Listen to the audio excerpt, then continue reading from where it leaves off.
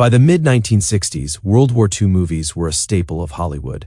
From The Longest Day to The Bridge on the River Kwai, these films often showcased clear-cut heroes, noble sacrifices, and clean uniforms. Then came The Dirty Dozen, a film that kicked that tradition in the teeth. Released in 1967 and directed by Robert Aldrich, The Dirty Dozen didn't just tell a war story, it exploded it. Gritty, violent, and morally murky, it took a hard look at the chaos and cruelty of war through the eyes of convicted murderers, rapists, and thieves sent on a suicide mission behind enemy lines. But somehow it worked, earning millions, launching careers, and changing the war movie landscape forever. The film was based on the 1965 novel by E.M. Nathanson, which was itself inspired by a rumored real-life unit called the Filthy 13. These were paratroopers in the 101st Airborne who were notorious for their insubordination, love of drinking, and mohawk haircuts. While their real missions weren't as extreme as in the movie, the core idea of unconventional warriors doing the dirty work stayed intact. Producer Kenneth Hyman optioned the novel and brought on director Robert Aldrich, known for his edgy storytelling. Aldrich immediately saw the potential to subvert the traditional war epic and deliver something with teeth. Set just weeks before D-Day, the plot follows Major John Reisman, played by Lee Marvin, a disgruntled Army officer given an unusual assignment. His mission: train a dozen condemned military prisoners for a dangerous top-secret operation. Their target? A French chateau where high-ranking Nazi officers will be meeting. If the men succeed, they'll be pardoned. If they fail, they die. And honestly, the Army doesn't expect them to return. The men are hand-picked for their particular skills, or lack of options. There's the cool-headed Wladislaw Charles Bronson, the unstable religious fanatic maggot Telly Savalas, the street, smart Franco John Cassavetes, the stoic Jefferson Jim Brown, and the hilarious Pinkley Donald Sutherland, among others. The film builds tension over 3 acts: recruitment and training, the climactic war games where they shock the regular army, and finally the assault on the chateau, a blood-soaked high-stakes finale. One of the film's greatest strengths is its legendary ensemble cast. Lee Marvin, a real-life World War II combat veteran, brought authenticity to Reisman's gruff leadership. Charles Bronson was still years away from becoming an icon in Death Wish, but already carried quiet menace. John Cassavetes was the soul of the film's rebellion, earning an Oscar nomination for his role. Jim Brown, one of the greatest football players of all time, transitioned smoothly into action stardom. Telly Savalas added a disturbing edge as Maggot, the group's wild card. Donald Sutherland, in his breakout role, would go on to become a major star thanks to a memorable scene impersonating a general. Each man embodied a different angle of defiance, trauma, or savagery. Their chemistry was raw, unpredictable, and electric. At its core, The Dirty Dozen is about second chances and moral ambiguity. None of the characters are saints, not even Reisman, who sees the mission as a necessary evil. The film asks, can the worst of men do the right thing, even if it's for the wrong reasons? And in the process, it challenges the entire genre of war cinema. It also critiques military bureaucracy.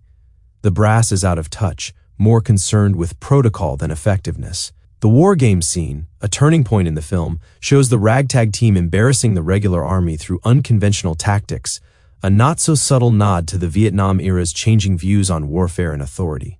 The violence is shocking for its time, especially in the final act, where prisoners toss grenades down air vents into a locked basement of Nazi officers and their mistresses. There's no triumphant music, just death, smoke, and moral fog. Filming The Dirty Dozen was just as explosive off-screen as it was on.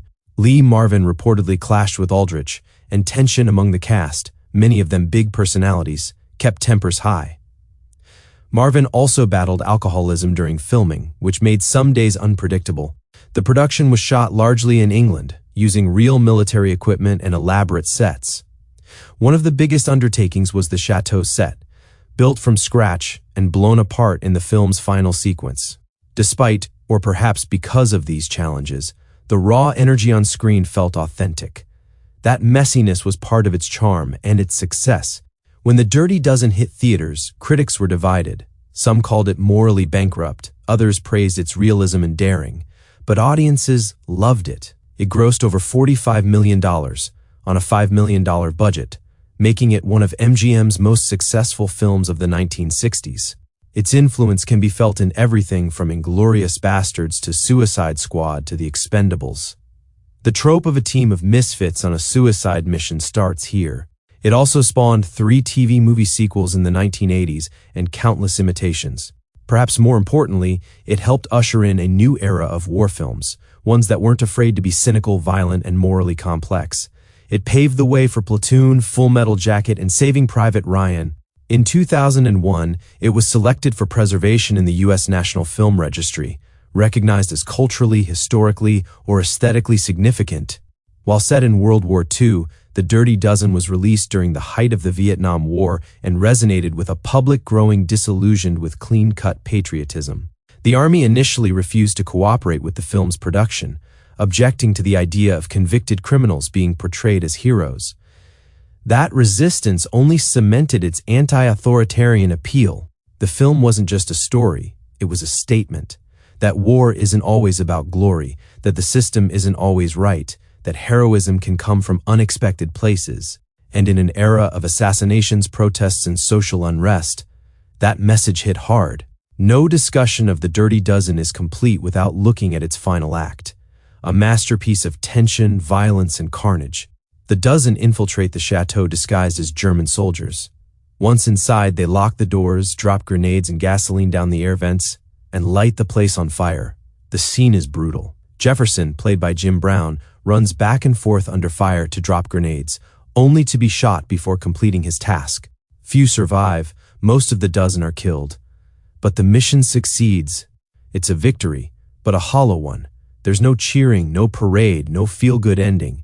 Just survivors and scorched earth. A fitting end for a film that didn't play by the rules. Nearly 60 years later, The Dirty Dozen still packs a punch.